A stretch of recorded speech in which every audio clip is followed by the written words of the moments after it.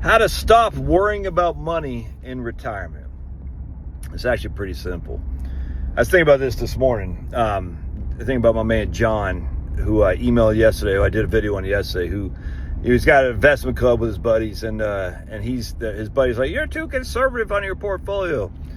And John, he's got a third, basically. A third in cash, a third in stocks, a third in bonds. Now, the interesting thing is John's expenses are all covered by Social Security. He's got a small pension, and he has an income annuity. And so it occurred to me, because I was thinking about this today. It's like, I worry about money all the time. I'm self-employed. I don't have a steady paycheck, or a petty state check, if you will. I don't. If I don't get clients email me, I got nothing. You know what I'm saying? That's all there is to it. I mean, I get a little bit of revenue from YouTube, enough to pay my mortgage, but that fluctuates. You know what I'm saying? And that's not guaranteed. I remember a couple of years ago when YouTube banned me, I was on 2 strikes because I was challenging the masks. You know what I'm saying? And it was like, that's not good. And I mean, and just you go with ebbs and flows in your income, and sometimes you have more money than you know what to do. I don't want to say more money you know what to do with. You're like, damn, I made a lot of money this month. Sometimes you don't make that much, and then in the months that you don't make that much, you're like, oh no, what if this is it? But the difference though is that I can just get a job if I need to. You know what I'm saying? I don't ever hope to have to do that, but I can. But what if you're retired? What if you're retired and your income, your expenses are being paid by your investment portfolio? I mean, how scary would that be to have the market fluctuate up and down like crazy, violent gyrations in your portfolio when you're retired? I don't know if I could handle that. And I just say that as a guy I know what it's like to rely on something else to pay the bills.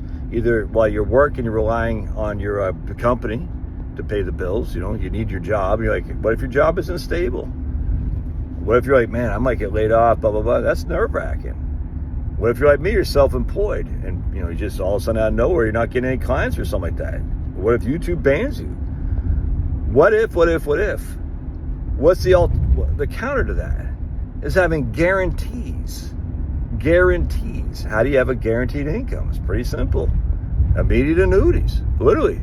Think about it. If you had an immediate annuity, plus you had your Social Security, and that covered all your expenses, you don't have to worry about the day-to-day gyrations of the markets.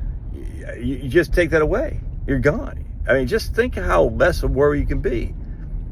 And you can say you can be as aggressive as you want, less aggressive as you want on your investments, but you don't need your investments, which you have no control over, to perform relative to the income that you need today.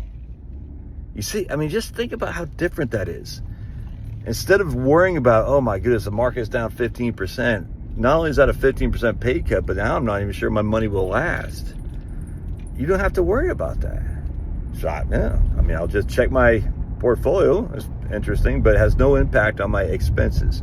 Now, you might still say, well, what about increasing costs? Will my stuff keep up? Will my investments keep up with inflation? I get that, 100%. In that case, you say, all right, well, I'm going to invest to make sure my stuff, well, I can't say make sure, but to hope my investments keep up with the rising cost of goods. I get that. But that's not a day-to-day concern. That's not even really annually concerned. That's more concerned over the next 3 to 5 years, if even that, maybe even longer. You see what I'm saying? Because inflation, while it could run high, and it only has really run hot for basically an 18-year period from 1966 to 1984 or so.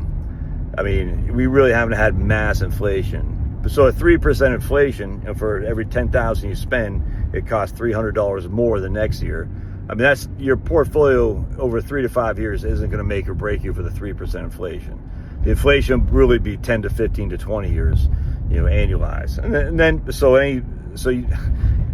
for a 10 to 15 year time frame, you can absolutely afford to have some in stocks, and you don't have to even worry about it. You're like, yeah, okay, my portfolio is down now, but it's not going to have any impact on me, 10 to 15 years relative to the cost of goods.